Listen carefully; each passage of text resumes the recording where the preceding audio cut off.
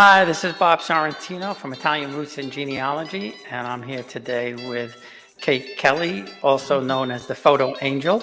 So welcome, Kate, and thanks for being here.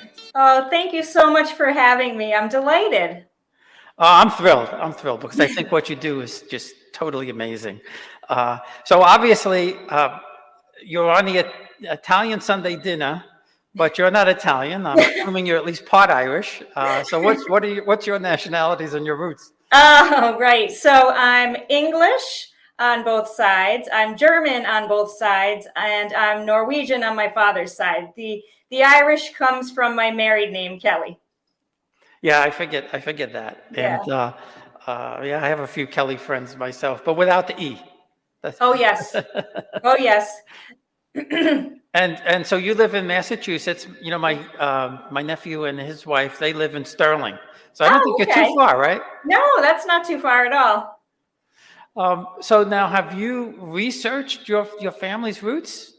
I have, and I was so blessed to have a grandmother and a grandfather on opposite sides of the family who had done so much research before I even came into the pictures, and my great aunt as well. So it was just wonderful. I was able to take that foundation that they had given me, and once the internet came into play, it just expanded, and I found exciting things that I never knew before.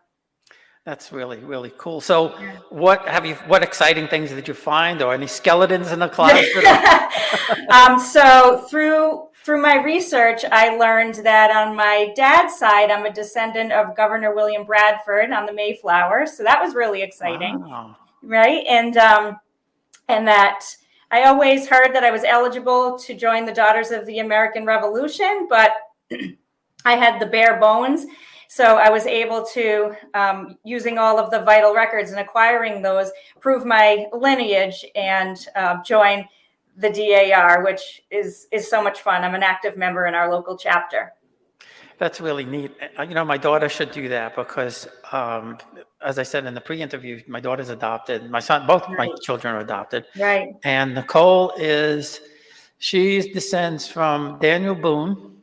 Oh. And I didn't know this until I did the research that Daniel Boone is a descendant of Captain Morgan, the pirate. Really? No, I never knew that either. Yeah. So, and she's had several in the family, you know, from the Revolution. They came through, I think, into Virginia, and then eventually settled in South Carolina. And yeah, so her family goes way, way back. And she's also a distant cousin of Princess Di. Oh my goodness, that's exciting. She's a dispenser, so. That's awesome. The reason I have you here is because I think you do the most amazing work. Thank you. And for people who don't know about Kate, she spends her weekends going through old photos in antique stores and garage sales and places like that, and then tries to place those photos with the family, correct? That's correct. That's correct. It's a labor of love, and I feel that it's my calling. Like I said before, I've grown up with genealogy. I've loved genealogy for so long, and just about 2 years ago now, my mom and I were going through some old family photos and separating them into piles. People we knew who were our relatives, and people who were friends of the family or war buddies or neighbors.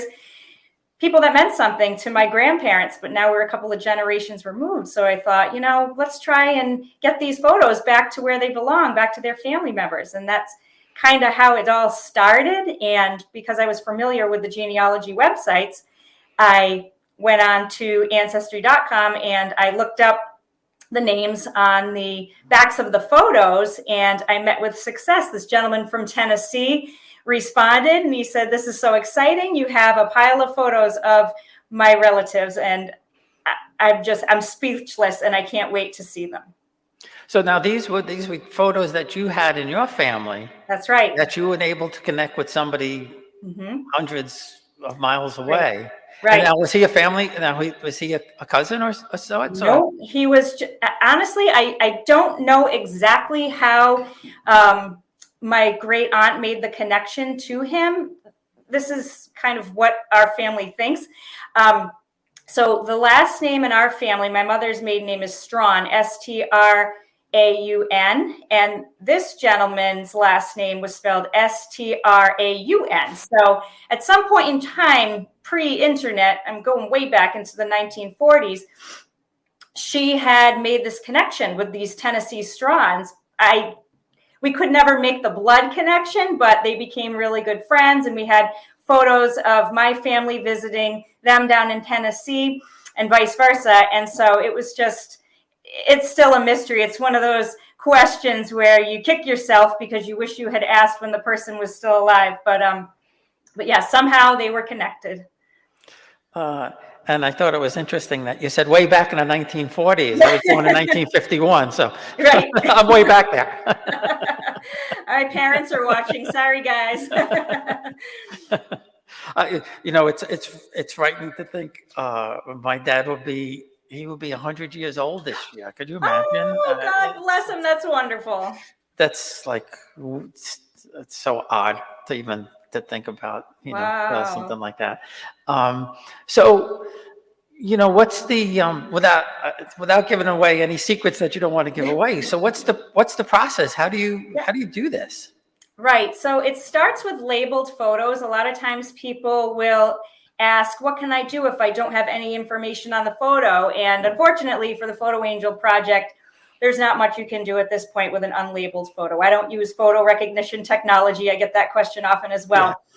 Yeah. So preferably first name, last name, and location. You can get away with no location if the surname is atypical, but John Smith with no location isn't going to get you very far. Well, yeah, and we Italians are lucky that, and I didn't know this until a couple of years ago. I was doing some research, and there's over 300,000 unique surnames in Italy. Because people were named just for the strangest things, the way they look, the way they act, where they came from. I have a good friend. His name is Nick Ducato, which a Ducati was money back then. So it's the 7 Ducati. So you start thinking through your name. Well, maybe the guy owed 7 Ducati. Maybe he found 7. Who knows? Right. But that's how they got the name. Oh, that's funny. Yeah, I was told that my maiden name Norton means north of the town in England. I remember my grandmother sharing that with me. Oh, yeah. Mm-hmm. See, so there you go. That makes sense. That makes sense. So now you go to antique places, and do you go to the same ones? Do you go to different places in New England? Where do you go? So I have my old standbys, if you will, but I like to try new places. We're a family that's out and about, so if we're traveling somewhere, we'll make sure that we find an antique store to stop at and poke around in. They are treasure troves of genealogical information. I encourage you to check your local antique store out if you want to try the Photo Angel project or just to browse around. You would be shocked at how much is in there as far as family items go.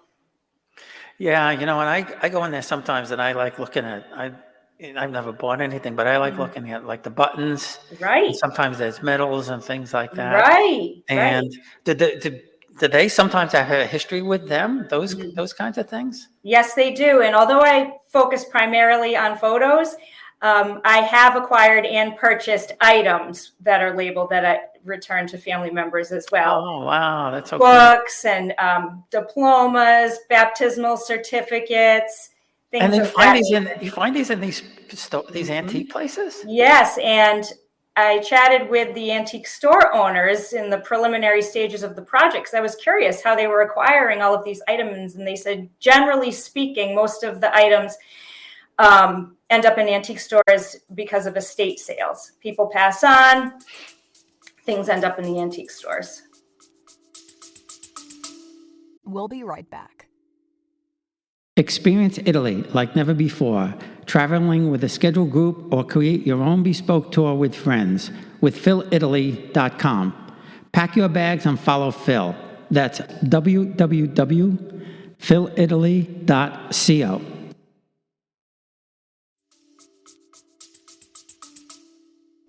Wow. So I want to ask you, who's the most famous person that you found? That's a great question, and I have an answer for you. So it's not the person in the photo. It was a Civil War officer. And through my research, I learned that this Civil War officer was the ancestor of Franklin Graham, Reverend Billy Graham's son. So I returned it to him, and he was so kind as to write a letter back to me thanking me for returning this photo. Yeah, and I saw that photo, and we have a Billy Graham connection.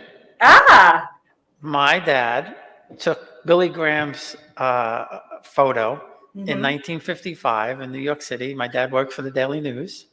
love it. And he took his photo on the steps of, like it looked like a park or a library or something like that, holding a Bible. And 1955, Right. who knows who Billy Graham even was? I don't think he was really that famous yet, although he had a big speaking engagement in New York City. I have so many cool photos that my dad took back in the 50s and 60s of, I think, a couple of the greatest ones, and I'll post a few. He's Ole Cassini and Grace Kelley together. Wow. My wedding gown was by Oleg Cassini. There you go. Well, I'll send you that picture so you could see. Wonderful. And he also, Jerry Lewis, Jackie Gleason, Wow.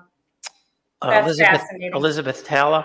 And I'll tell you an interesting story about Elizabeth Taylor when she married Nicky Hilton. Yeah. I don't even, who Nicky Hilton is? Yes. Because you weren't, back to the 40s. But we were watching this, I guess it was a 3 or 4 part documentary on the Hiltons. And they talked about Nicky Hilton and Elizabeth Taylor getting married, and they showed them on the boat in New York City, leaving for England or for Paris, wherever. And then they panned the dock, and they went by like this, real fast. Yeah. And I said to my wife, my father was in that picture. And she says, how could you know that? Yeah. I said, I know my father. I said, I know it was him. So now I had to go to YouTube. I had to find this documentary. Yeah. I had to find the Nicky Hilton, go through it. And sure enough, and at the time, he was doing newsreels for the local WPIX, Channel 11 in New York. And he was on the dock. And I just knew, I could see once I stopped it and I saw it. Yeah. Sure enough, that was him back in 1950 something or something like that. How exciting is that? It was crazy because I'm telling you, Kate, they panned so quickly through this thing. I don't know how he saw it. I guess you know your dad, and you know the way he stands, and you knew the haircut and all of that. Right. So we went through the most famous person. Yes. What's the strangest, weirdest thing that you found? Well, it's actually one of my favorite photos. It's a photo of this woman, and she's holding a Gila monster. Now, Gila monsters, as far as I understand, are dangerous, and it's very strange to be holding a Gila monster. So that one was definitely in my oddities photos. And I'm an animal lover, so I just loved it. I thought, wow, this woman is so cool, so brave, and it spoke to me. And so, what year was that? What year was that from? Oh, it had to be in like the 1940s again. Yeah, yep. And I believe it was. Oh, don't quote me on this, but I believe it was from New Hampshire. There was some sort of New Hampshire connection, and this woman had an oddities store in New Hampshire. And so when I was doing research on her, because I like to build a little story behind the people in the photos, I learned all kinds of fascinating things about this woman and the types of items that she had in her shop. It was very peculiar and very, very interesting. Yeah, there used to be one. I never went there, but I know there was a real strange place in New York City. I don't know if Okay. it's still there or not. Okay. But I have mentioned this on the previous broadcast that I did, because we were talking about Brooklyn and everything. And my dad used to have to go to Houdini's grave every year Oh. because he was supposed to come back. Oh. So Right. every year his wife would go there, and it was Cypress Hill Cemetery in Brooklyn, and my father would have to, at Halloween no less. Every Halloween he used to have to go there. Oh my gosh. No thanks. So David Norton said, don't forget Louisa May Alcott. Oh, that's my dad. Oh, he's so Okay. cute. Hello, Dad. Oh my goodness. So yeah, I grew up hearing stories about how I was cousins with Louisa May Alcott. Yes. Thank you, Dad. And he's ancient like me, your dad. That's right. Yeah, That's there you right. go. We have something in common. Made in the 1940s. Yeah.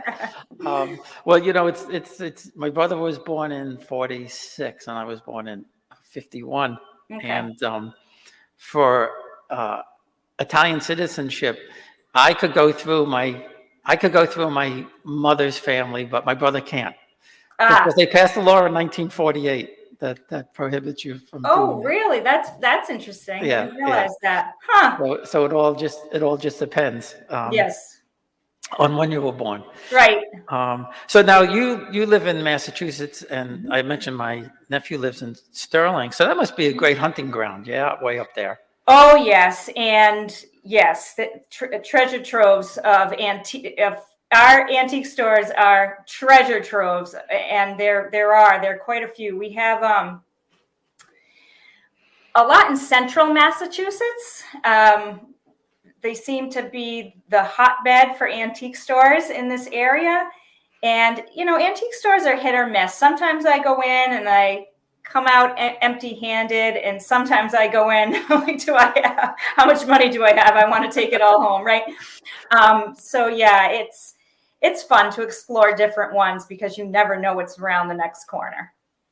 Yeah. Now, do people, do they send you their photos, or do they send you photos they find? Yes, actually, back to the Franklin Graham story. That was a photo that came to me in an album that someone had purchased at not an antique store. It was a Goodwill in Florida. And there were several Civil War generals and officers, as well as other folks in this particular album. And so she had heard about the project, and she said, hey, my friend acquired this photo album. Would you like it for your project? She thought maybe I'd be interested in it because its origins were in the town in New York where she came from, Hempstead. And she said, I didn't have anybody that was in the album that I was related to. So here you go. Work your magic. See if you can return these photos. And I'm so grateful for that album. Yeah, people have been extremely generous. They'll send photos, letters. I've gotten mortgage papers, all kinds of things in the email, in the regular mail. That's pretty neat. So Kathy asked me a question. So actually, Kathy, it was Daniel Boone, not Davy Crockett. However, there is a great genealogist guy. His name is Kai White, and he lives in Texas. He's a West Point graduate, and he does, and this may interest you, Kate. He does genealogy charts of Americans that have gateway ancestors. So, and he does a chart in a different way in that he doesn't do your typical, mother, father type, grandfather, grandmother type of chart. But what he does is he puts the coat of arms up there for the people, and he traces the lines back, and he really does a great thing. So anybody listening now or to the replay, if you have a gateway ancestor, Kai White, Kywhite, and he's on Facebook, and he's a really, really cool guy. That is cool. Yeah, he's such a nice guy. And when I did it, I knew what he did, and I said, "Can you do my Italian family?" noble family. And he said, I don't know, I've never done Italians before. But it turned out that he was able to do it. So, That's great. and yes, Dana, hi, how are you? And yep, my daughter is, my adopted daughter is from Daniel Boone. And I thought that was really cool. Anybody really interesting in your family that you know of? I know you talked about the revolutionary thing. Oh, how about your husband's family? I didn't ask about you. Have you tracked it? There's family folklore. I don't think we've proved it yet, but there was an Arctic explorer on his side of the family. Oh, that's neat. Yes. That's pretty neat. Very neat. Now, was he an Arctic explorer who made it back? I believe so. A lot of them didn't come back. If he was a direct descendant, yes. Yeah, that's a good point. I didn't think. So what advice do you have for people, whether they want to start genealogy or whether they Right. have photos or they want to look Right. for photos? Right. So my advice is to start with your own family photos. See if there are pictures in there, labeled photos of people that you don't know. Maybe they were friends or war buddies of your grandparents or great grandparents. Start there. See if there's photos that you can use to try and track down relatives. And if you find that you don't have any photos that meet that criteria, then I would encourage you to check out your local antique store and search for photos that have first and last names and locations. Please don't get discouraged if you flip through photo upon photo upon photo with nothing on it. Sometimes that happens, and it makes it even more exciting when you find one that is labeled. It's like a diamond in the rough.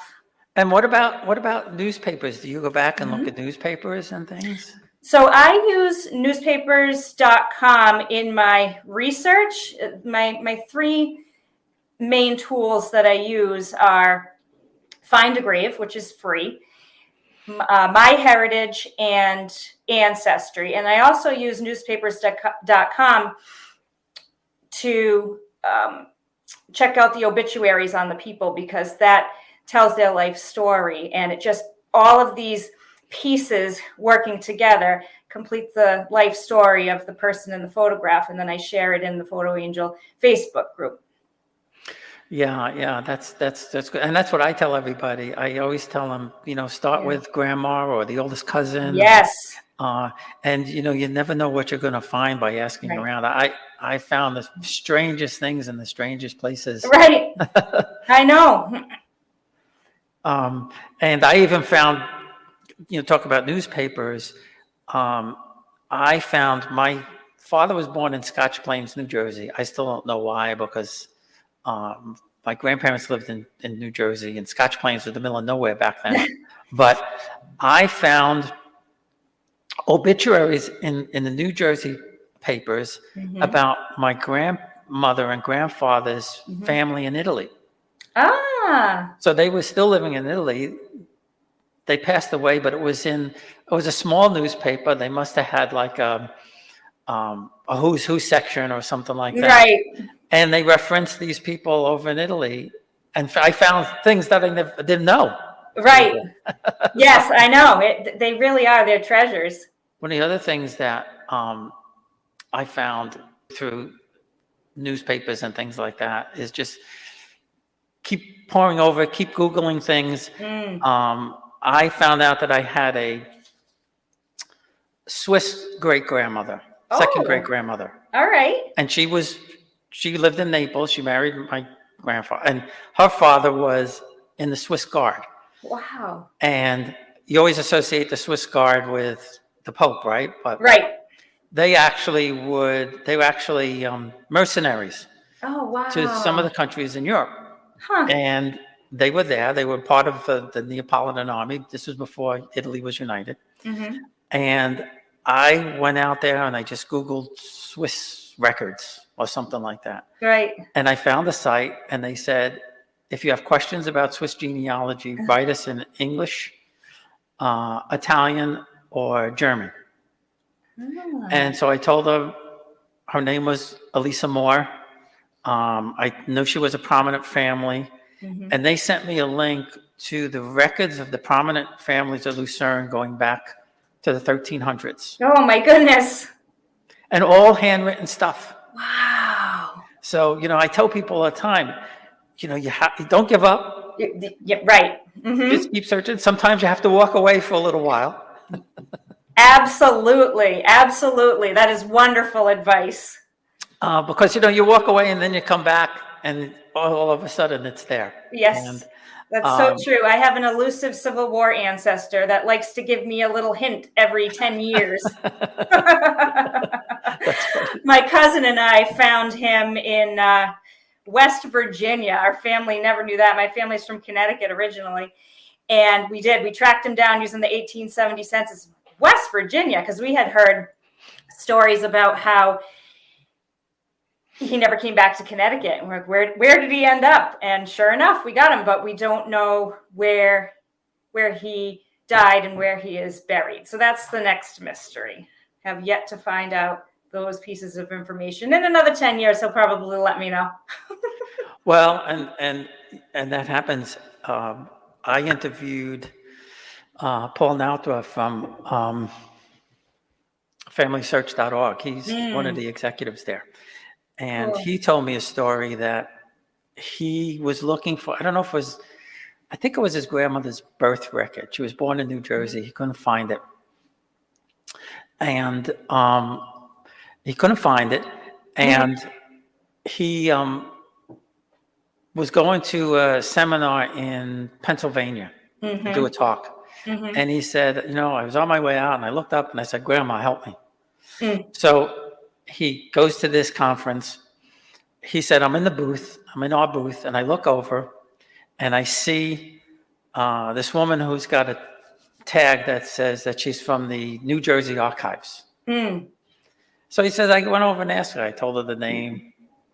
She kind of looked at me like, okay, whatever. Right. And walked away. And he said, I tried, right? Right. He said the next day, she comes up to him just before he's about to give his talk, and she hands him an envelope. And she says, open this after you do your talk. He did his talk. He opened it up, and it was the record that he was looking for. Oh, I love it.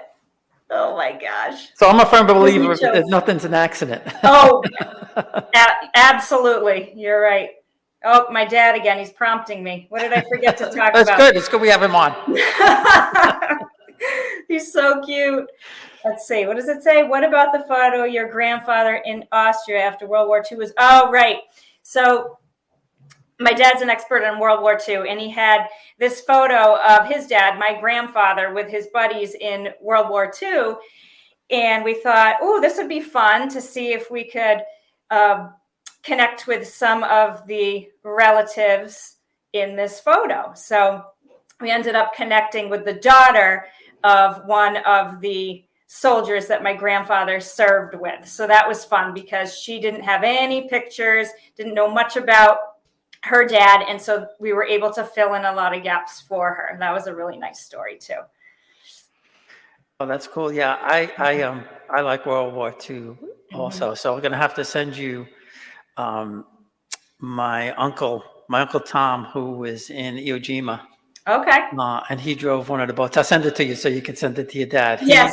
His great grandson interviewed him about his exploits in World War II and getting lost in the Pacific Ocean. The my ship goodness. got lost. Oh my goodness, that's scary.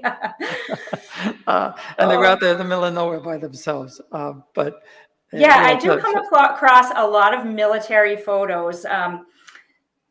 The Civil War ones excite me. I grew up learning about my Civil War ancestor who suffered and died in Andersonville prison camp when he was only in his 30s. Awful. He had 4 sons that he left behind. I'm descended through one of the 4 sons. The other 3 never had children. And my family took a trip down to Andersonville, Georgia to pay our respects a couple of Veterans Days ago. And let me tell you, what a beautiful place.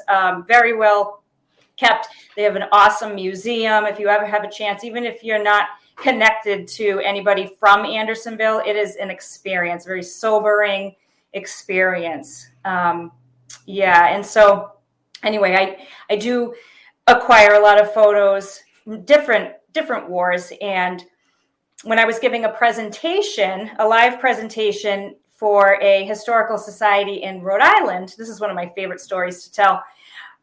This woman came up to me after the presentation and she said, here, I want you to have this photo album. I bought it about 50 years ago at an antique store, and I've tried over the years to try and reconnect with relatives, and I just haven't had any success. So I heard about your project. That's why I came to hear your presentation, and I'd like to donate this to the project. And I was just speechless because this album was absolutely beautiful. And I said to her, I'm like, please let me give you something for this. She said, no, I want you to have this for the project. Have fun. I said, okay. And so I connected with this gentleman from Freeport, Maine. His name is Stuart Breitzman. And he responded and he said, I can't believe you found this album. I'm related to virtually everyone in this album. There's a picture in there of my dad as a little boy I've never seen before. My grandfather, aunts, uncles, cousins, you name it, they were all in there. There were only like a couple of photos that, even though everything was labeled, we couldn't make the family connection. And so I said to him, I said, all right, awesome. It's yours. I'll mail it up to you.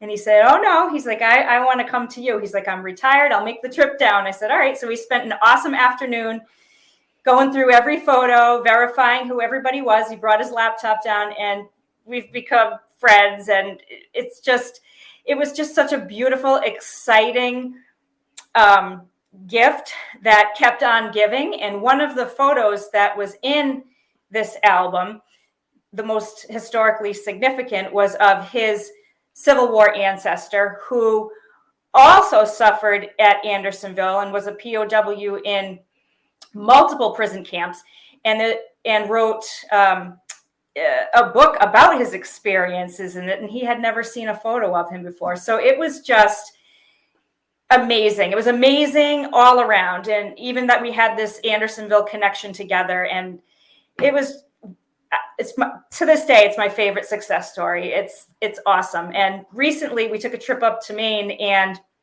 he came with my husband and me to the antique stores so that he could see the process firsthand. And he's like, I totally see now why you're so addicted. This is fun. So I have him looking for photos up in Freeport, Maine for me now. It's wonderful. Oh, well, I'm going to start looking down here. Yeah. I'm in Red Bank. Don't worry about that. Yeah. So Charles has a question for you, Mm-hmm. Kate. Sure. Let's see. My brother Bob oh man, I'm sorry.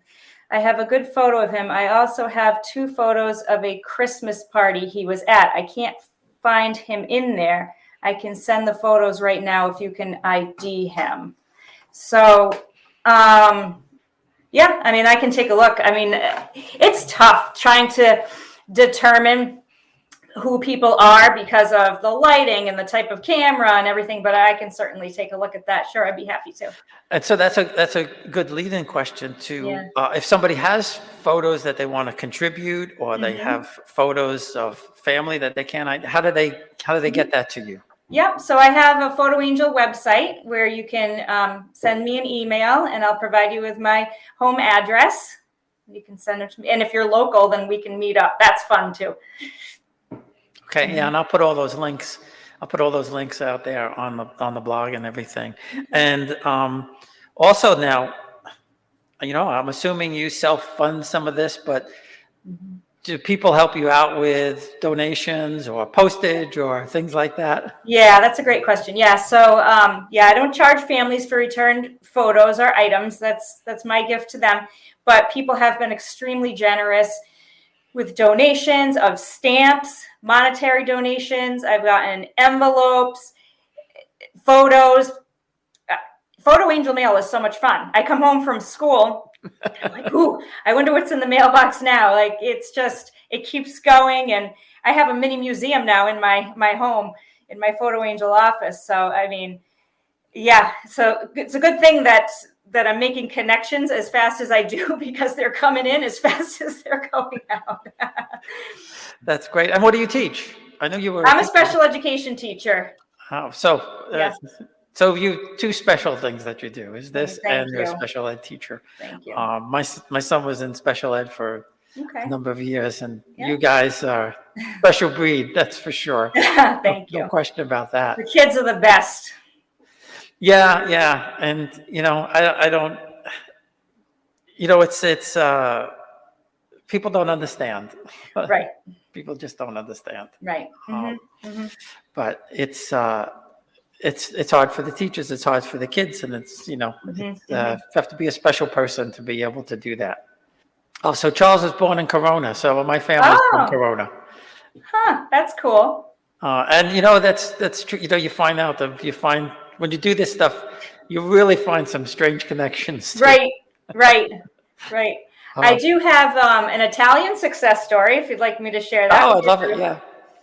So early on in the project, I was at an antique store in Rhode Island, and I came across quite a few photos of this 1926 high school class.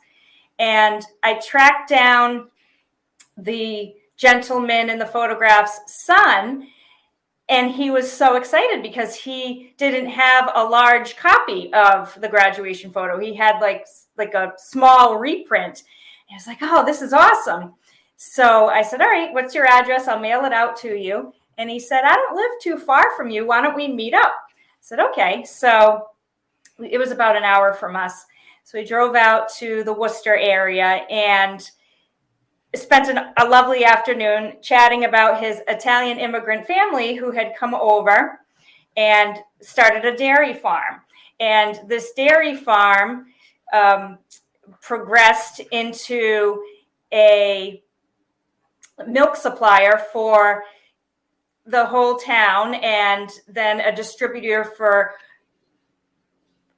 how do I want to say this, for that whole area, that metro area. So they still have an ice cream stand there. So after we had gone through the photos that he had brought to show me of his ancestors, which was so cool, because he was showing me all the information that was written down in Italian, and it had pictures of the cows in the 1800s of the dairy farm and everything. And just to see how much it had grown since then was unbelievable. And he was just so thankful and so supportive of the project. And it's awesome. It was one of my favorite stories. Well, that's interesting, because my great grandfather was the town milkman in Torito, Italy. But he used to walk through the streets with the cow. Oh, I love it. That's cute. And you brought your bucket out and he milked the cow. Oh my gosh, that's a riot. That's a cute story. Yeah, and it's pretty funny. And my oldest uncle didn't. When my grandparents came, they left him behind with his grandparents, and he didn't come here until 1950 with his family. So there was a whole.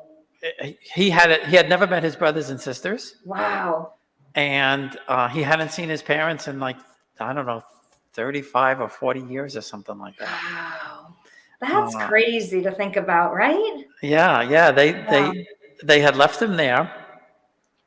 And I have his story. My cousin interviewed him before he passed away, and I have his whole story. And he, when they sent for him, he didn't want to come because he grew up with his grandparents. That was the only family that he knew. And then he got married. World War II broke out, and then he couldn't come as part of his family because he was over 18.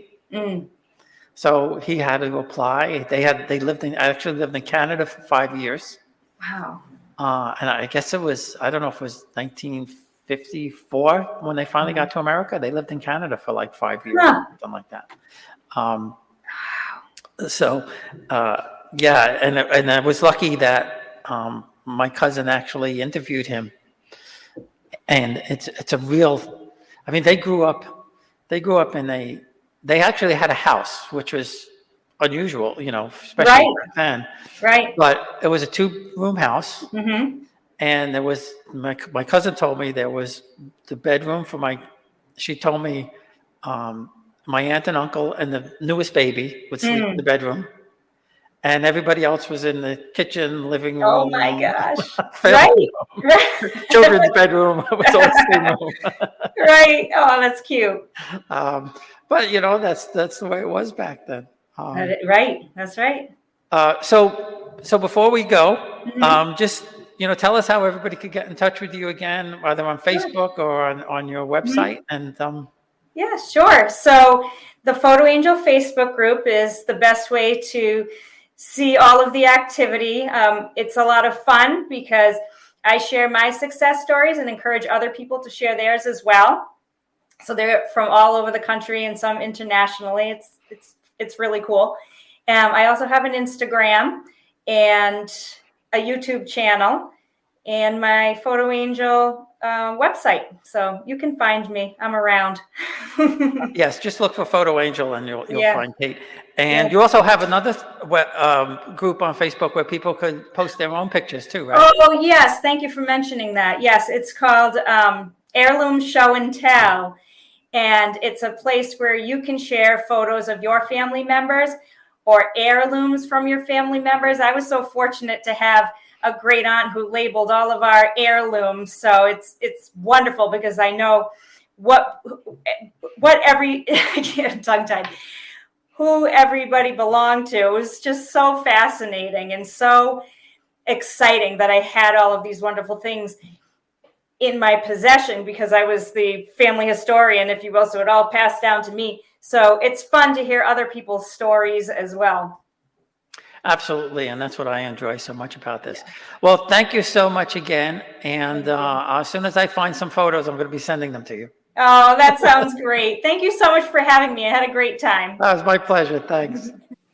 Hi, everyone. This is Bob Sorrentino, just letting you know that my new book, Farmers and Nobles, is now available for sale on www.italiangenealogy.blog/Farmers and Nobles, or you can find the link in the podcast notes. Thanks for listening.